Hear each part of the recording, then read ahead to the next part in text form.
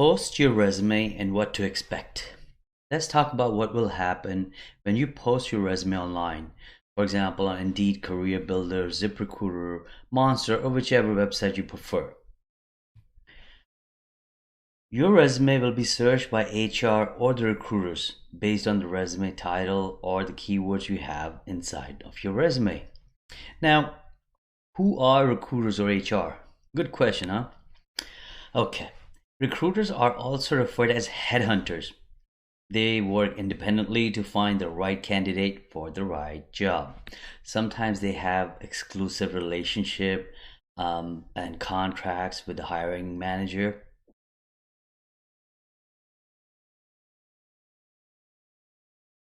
And companies prefer to work with recruiters. Why? Because they specialize in that field.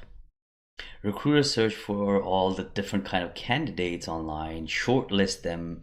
Um, they go through the academic background or experience. They perform the initial interview and set the expectation of the job duties to you.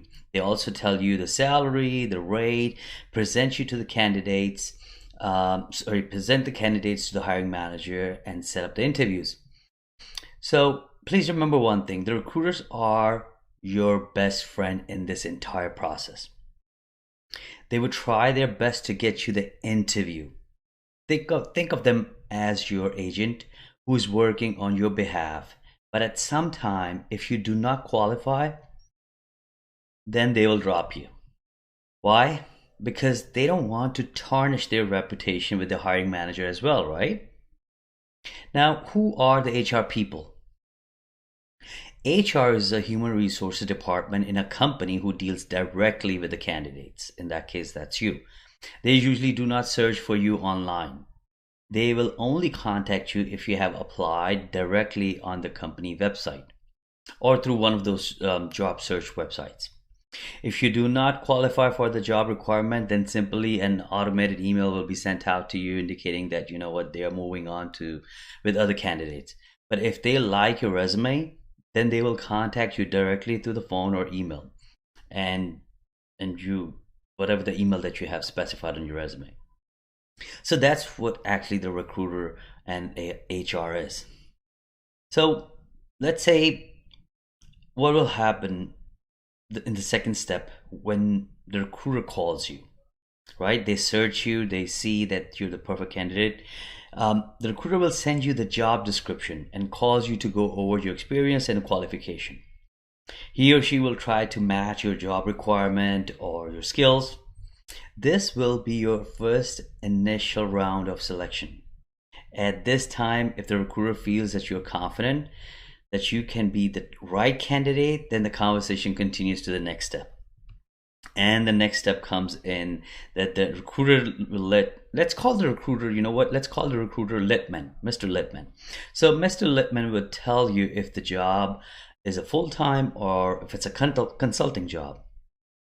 Full-time job is when you are working directly with a hiring company, like a full-time person.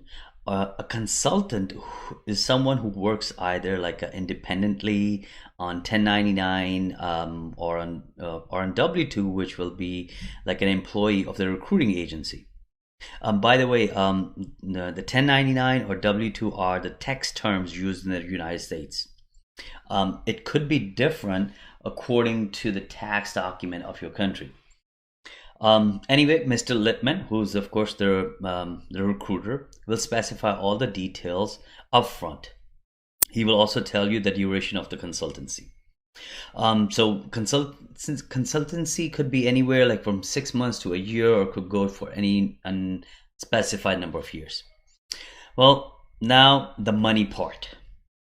Mr. Lippman at this point asks you about your salary expectations or your hour rate.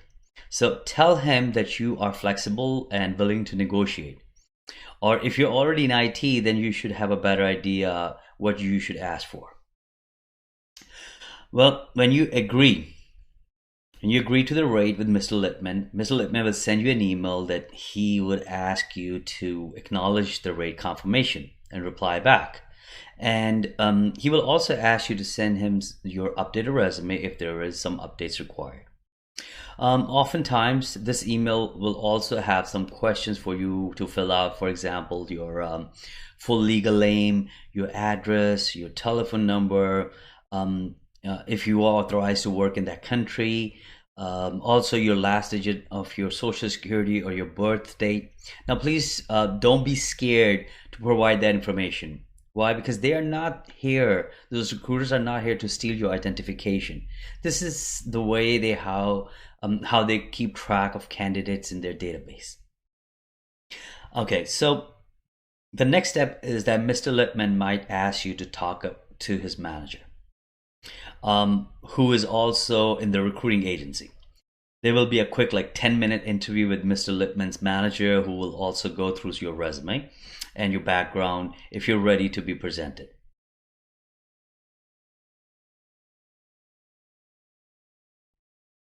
Then the next step comes is sometimes Mr. Lippman or his manager will ask you to come and meet them in person, if they are in the same city, of course.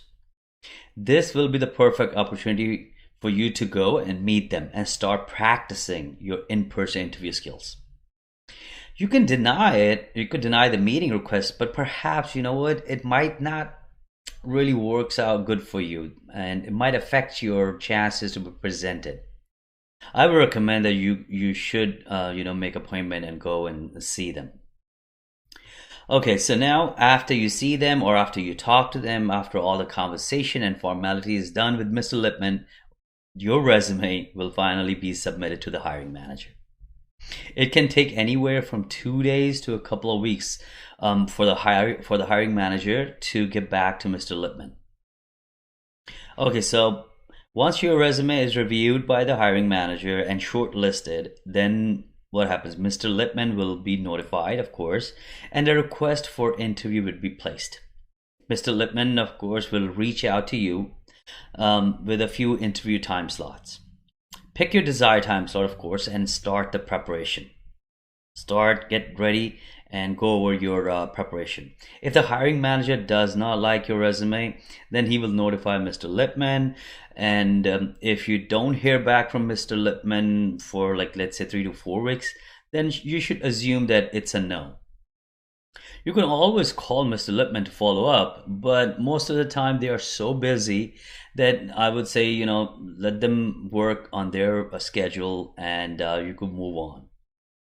Okay, so let's be optimistic here, right? You are scheduled for an interview. Perfect. You get the call. The first interview will most likely be a phone interview, and it can last for an hour. This can include technical questions as well.